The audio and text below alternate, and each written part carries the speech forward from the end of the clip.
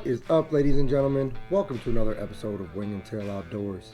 Today, we're going to be talking about our spring food plots, frost seeding, seeding rates, what I'm going to be planting and how I'm going to be going about it. And then we're going to get out in the field, we're going to spread some seed. But before we get started with the content for today, I do want to apologize. I know it's been quite some time since I posted a video. It's been quite a busy year for myself and my wife. We just purchased a brand new house, our very first house, and it's been a little bit of a rocky road as far as getting some stuff done. Luckily, in the new house, I have a new office coming. We're going to be renovating that sometime soon. I'm going to be putting that into a video as well. So I'm going to really try my best to keep these videos coming in somewhat regularly. And I have some hunting footage to share with you from this past season. I had an experience that I had for the first time ever. So I'm looking forward to making that video and sharing it with you.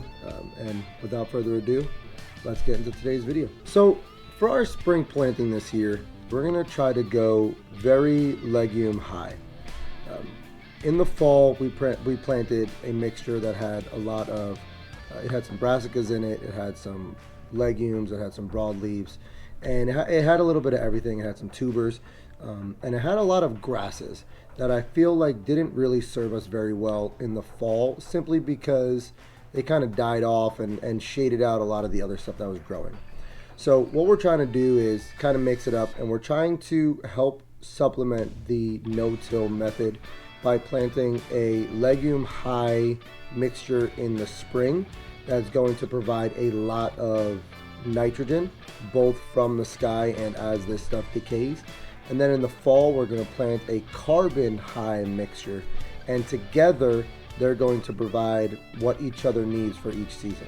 So those legumes in the fall and the spring are going to provide the nutrients that those plants need to grow in the fall, and the high carbon that we plant in the fall is going to provide the nutrients that those spring mixes need to grow. Now, in order to accomplish this year, what we decided to go with is Whitetail Institute's Fusion and Whitetail Institute's Clover. I have no vested interest in this company, to be completely honest with you. I just like their seed. I've had some pretty good luck with it so far, and to be honest with you, the company's been pretty good to me. I'm not married to the product. I'd be open to trying some other things, but this is what we have today, and I want to get into a little bit of how I mixed up the mixture and how I came about with what I'm going to spread to start based on the acreage we have and the seeding rate. Now, it's important to note that for the first seeding, what I'm considering my frost seeding, is I'm going to only plant a half acre's worth of seed to start. The reason is because I am expecting some green up to come back from the fall. I'm expecting that triticale to come back in, maybe some of the oats, maybe some of the rye. So I don't want to go crazy and overdo it with the seeds for frost seeding.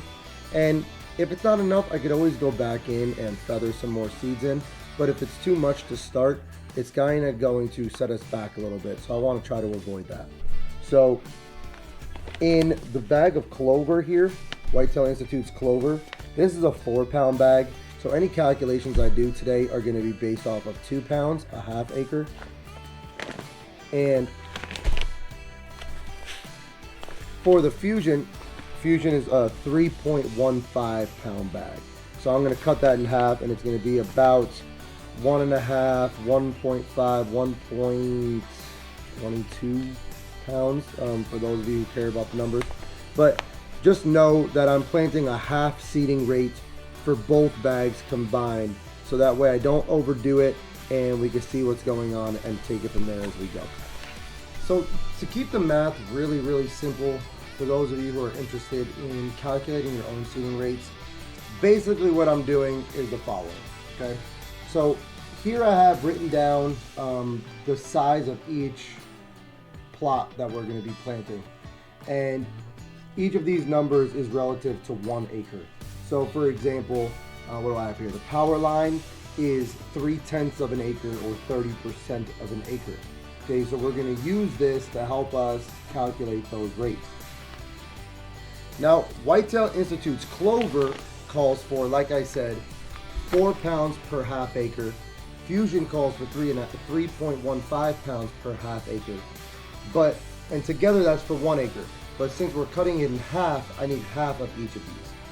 So clover is a 4-pound bag. We're gonna cut that in half, and that's gonna be 2 pounds. So to keep it super simple, I'm gonna take the size or the portion of an acre for each plot and multiply it by 2 pounds. And whatever that comes out to is what I'm gonna plant for each of those fields. So my power line is 3/10 of an acre. That would be 3/10 of a pound. And since I need 2 pounds, I need basically 3/10 of 2 pounds, which is 6/10 of a pound. Okay, super simple. If you want to put that into your calculator, all you would do is 0.3, which is the portion of the acreage, times the 2 pounds, which is what's required for half of the seeding rate. So take the portion of an acre, multiply it by the seeding, like the full seeding rate that you need to do across all of it, and that's how many pounds that you need to have of that seed for that particular plot. So without further ado, I'm going to go ahead and just mix each of these ahead of time, so that way when I get out in the field in the morning, I don't have to worry about mixing or anything. I can just get out there and seed. This weekend's a little bit busy. We have my uncle's birthday party, going out some cake tomorrow, and I have to get up to my house out in PA, so that way we can keep unpacking and preparing things. So let's keep rolling. Essentially what we're doing is you're doing your portion of your acre times the total seed amount. And what that's going to do is give you what portion of a pound or how many pounds of seed you need to spread. Now, if you have a scale like mine, what you're going to need to do after that is multiply it by 16 for the ounces. My scale does not give portions of pounds. What it does is it gives total pounds and ounces. So to give you an example, we're going to do our power line field that is 0.3 or 3/10 of an acre large. The total seed amount that I need for the half acre of clover, like I had mentioned, is 2 pounds. When I do that, I get 0.6 pounds. Now, if I multiply that by 16, what that's going to do is it's going to give me how many ounces I need, and that is 9.6 ounces.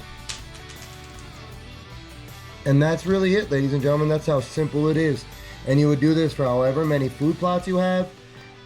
And what I would recommend doing is doing this ahead of time, so you're not sitting there fumbling with math and paper and pencil while you're out there in the field. So this right here is for the power line, and it's also for the clover. So now I'm going to go ahead and calculate the rest that I need for all of the other fields.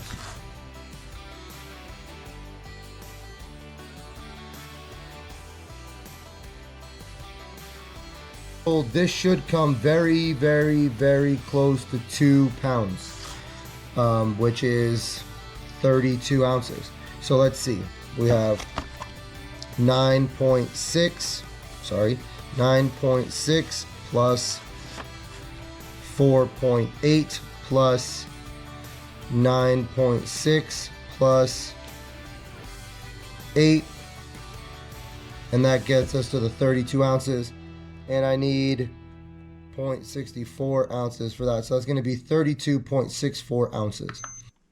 Now I'm going to go ahead and pour these out, and what you want to do is you want to make sure that whatever container you have that you're using to hold these seeds in, you want to make sure that you have it on here before you turn your scale on.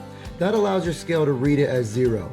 If you forget to do that, every scale should have some kind of button that zeroes out the scale. Just go ahead and put your container on there and zero it out.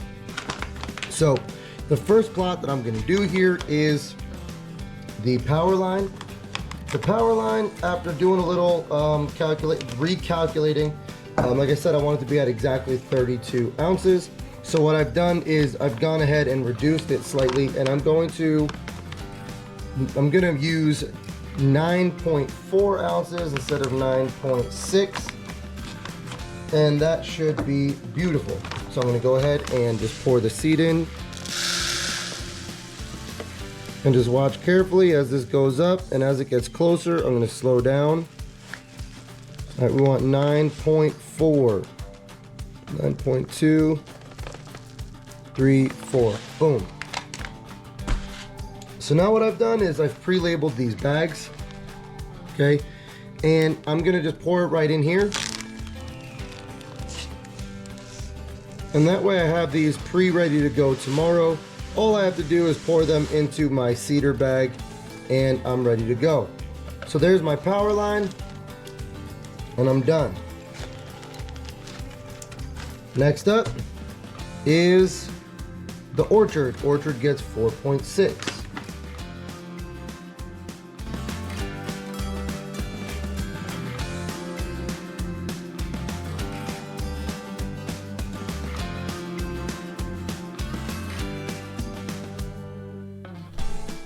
Just a few things I want to talk about or point out before I call it a night for today and wake up early in the morning and get to seeding. First off, one of the things I really like about Whitetail Institute seed, which is also something that you might want to keep in mind. Their seeds have coatings on them. They have an aqua bond on them or a rain bond. I forget exactly what it's called. Some of their seeds have like a lime coating on them to help boost the pH right around the seed.